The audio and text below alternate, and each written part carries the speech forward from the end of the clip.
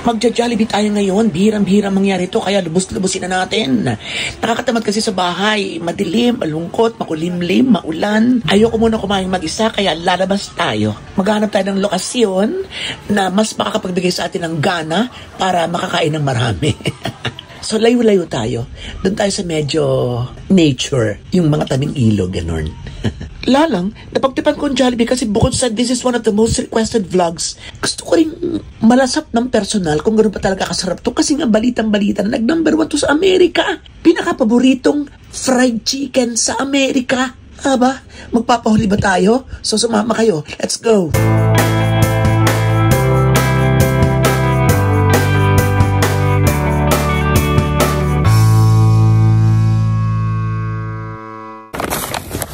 Okay, dito tayo sa tabing ilog. Tumilim na, so dapat dun lang ako sa kotse. Car mukbang tayo. Pero sabi ko, try natin din eh. Ibang ambience, ibang environment, ibang setting. May kulog-kulog pa, di ba? Ay, okay na ba to? Yan. Hindi talaga ako nagkakakain ng chicken. Siguro ulit ako nakatikim ng Jollibee para mga 6 months ago.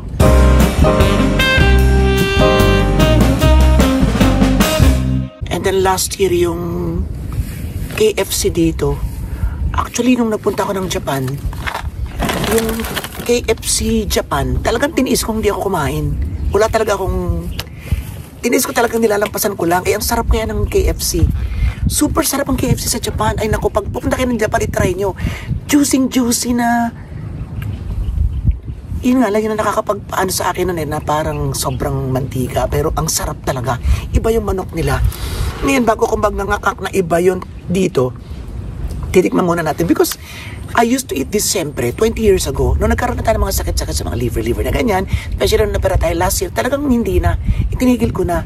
Hindi ako kumakain ng fried chicken sa bahay, hindi ako nagpapaluto. Parang last week nakatikim ako, pero yung mantika ko pa, yung extra virgin olive oil, kasi ng ulam nila, alam nga naman mag-inarte pa ako na, ay nako, hindi, pagluto nyo ko ng ibang pagkain or something.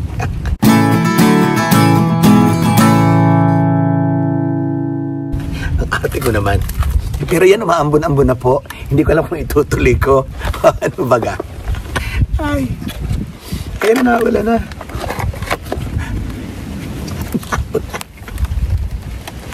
Ayop na yan.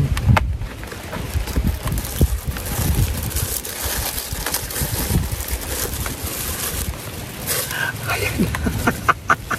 Napatak na. Ayop. O, ano, magpaulan na lang tayo. Carry ko lang yan.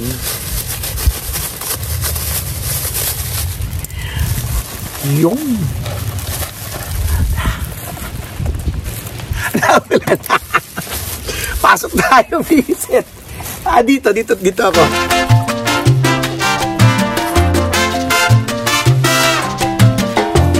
Yung camera natin na mababasa. Yung cellphone. Hindi pwede. Ayan na. Naula na. Ayan na, naula. Okay, anong diskarte natin din eh? Papasok ka sa loob, di papasok na ako sa loob. Okay, so lipat tayo dun sa kabila.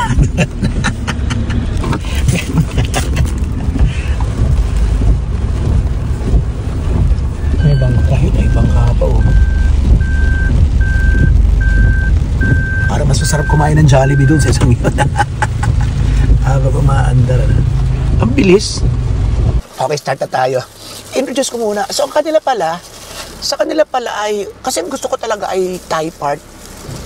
Kasi, masasarap na sarap ako doon. Lalo pa yung parang ribs na malutong-lutong na parang may atay-atay na lumalabas. Ako po.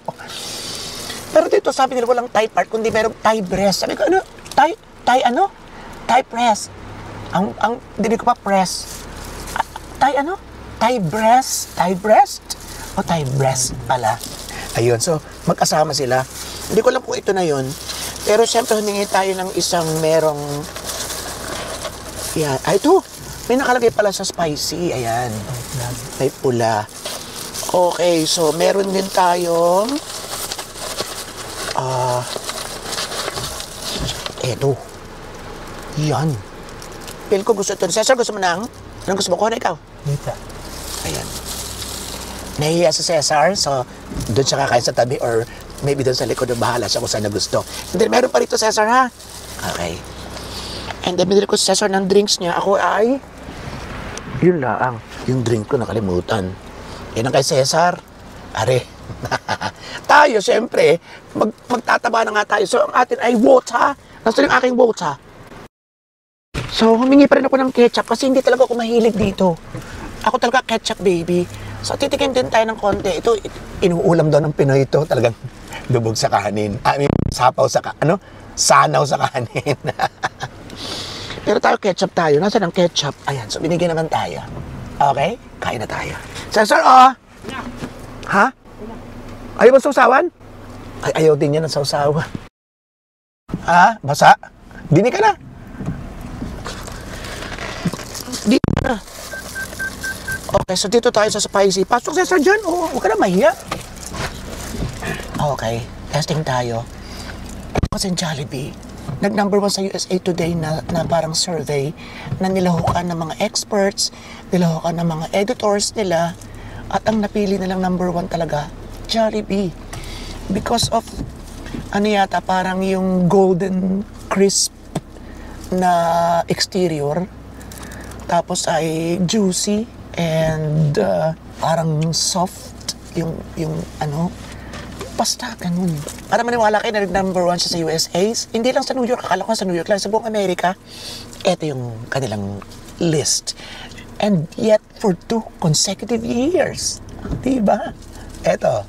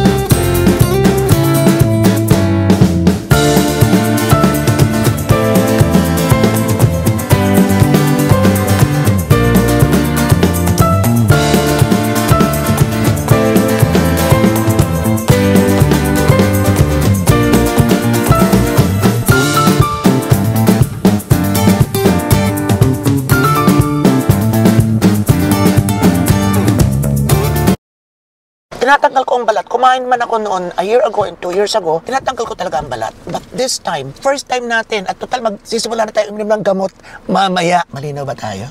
Parang malabo. Parang malabo. No, Cesar, meron ka pa rito, ha? Okay. Kain na tayo.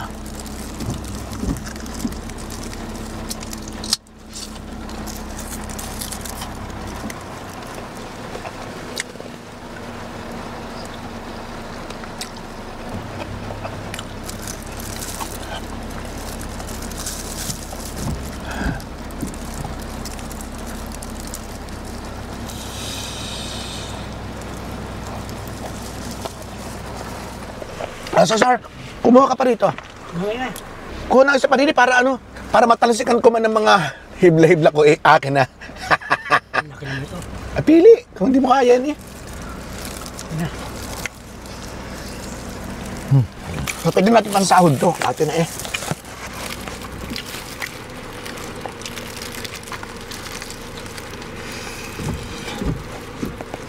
Ayun ang gusto ko. Ayun, yung part na yun, yun. Kita niyo yun. Sarap na. Lagyan natin ng ketchup. Dapat pala meron din ako din. Sasay, ay. Hindi, meron ka pala yan. Ayun. Kaya ko na to. Papasok ko to nang walang tulong. Kaya. Oh, stay. Pakinig niyo yung yung sound ng ulan.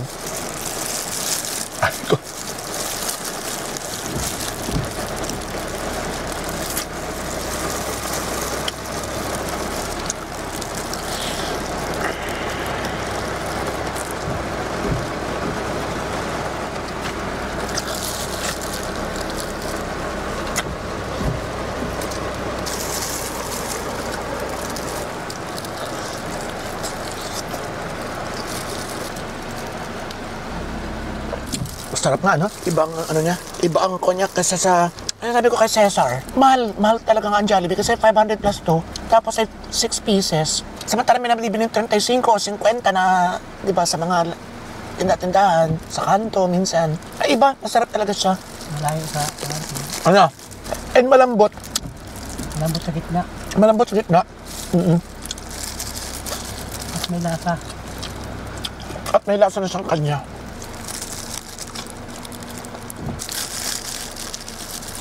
Sarap dukitin, no? Ayun ang atay-atay. Tap.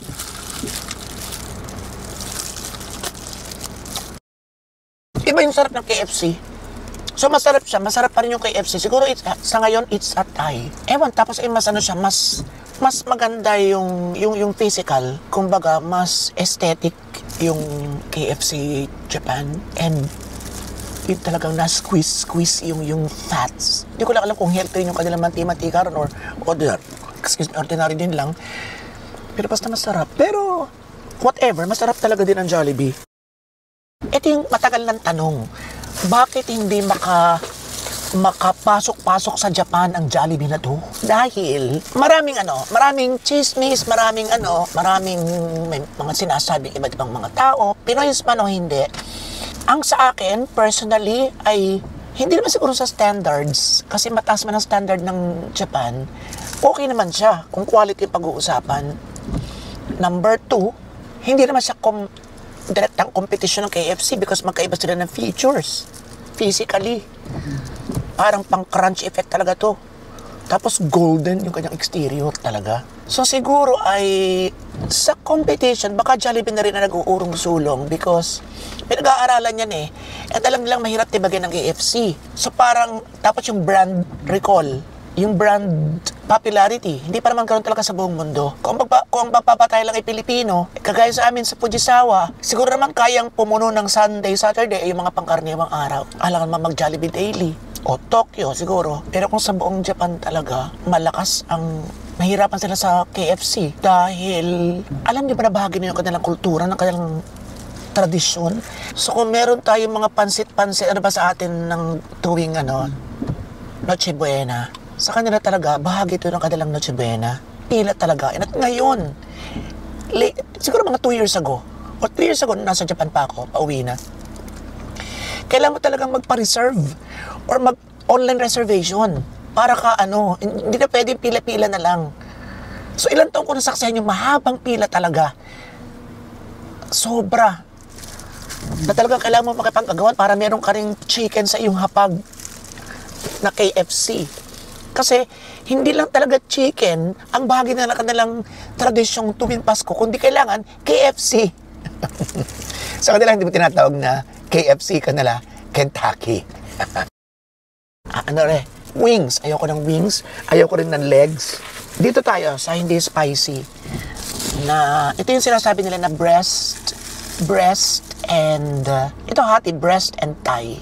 So baka hindi ko din patusin itong breast, pero syempre ito yung healthier. So tikman natin, hatiin na natin. Ayan. Ayoko rin kasi ng lamang-laman. Alam mo yun? Sino sa inyo ayaw ng lamang-laman? Yung gusto yung medyo may tinitipak na tinik. Yan, lamang-laman yan, ha?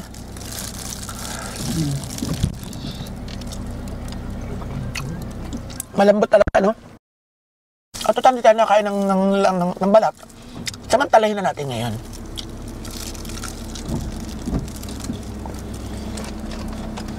Hindi mo na araw-araw. Ha? Hindi mo na araw-araw kakain yung ganito. Wag nga lang daw araw-araw. Ay, lalo pa ako. Ang huli ko 6 months ago nga, di ba? Tapos, yung sinundan ng 6 months ago, last year pa.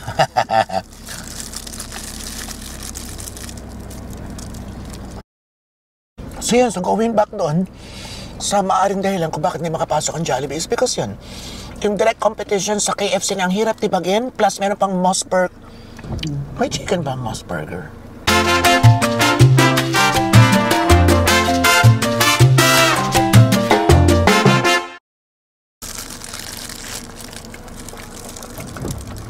Ang sarap talaga.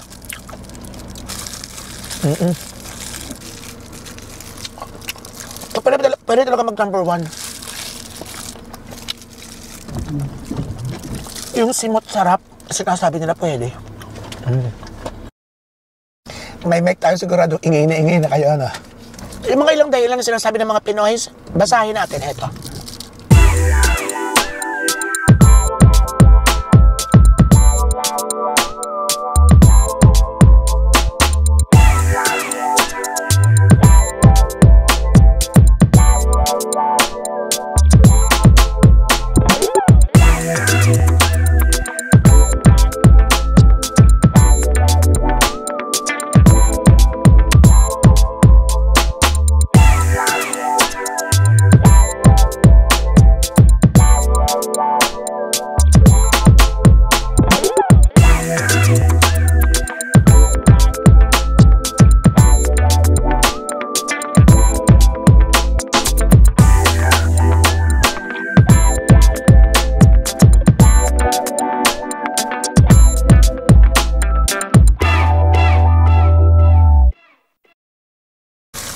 Ito yung gusto kong tubig sa ano eh. Sa 7-Eleven. Ito. Isa na talaga sa pinakamasarap na tubig na natikman ko. Yung pH 9 drinking water. O sa totoo lang. Ari ko.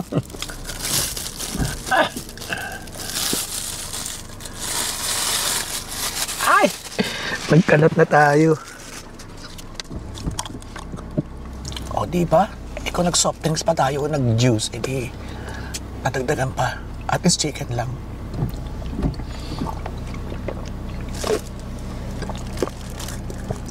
Ah, ito yata parang baso.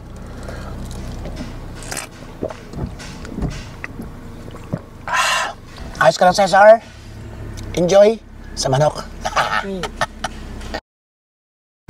Okay. So yun, muling lumiwanag ang ating kapaligiran. Ang ganda-ganda na. Ayan, sumisilin ang haring araw. At kalmanteng-kalmante ang tubig. Pero baka mamaya yung tiyan natin hindi na kalmante, baka mag-alboroto. So maraming salamat sa inyong lahat. At tunay ka, ka-proud ang Jollibee. Kasi ano talaga siya, masarap. Masarap siya. World class. Yun naman. So maraming salamat sa inyong lahat. Si Fernando Bato, Sega Good Gusaymas at papuwi lahat ng Pinoys sa masulok ng World Hepatology pa more and more and more. Thank you.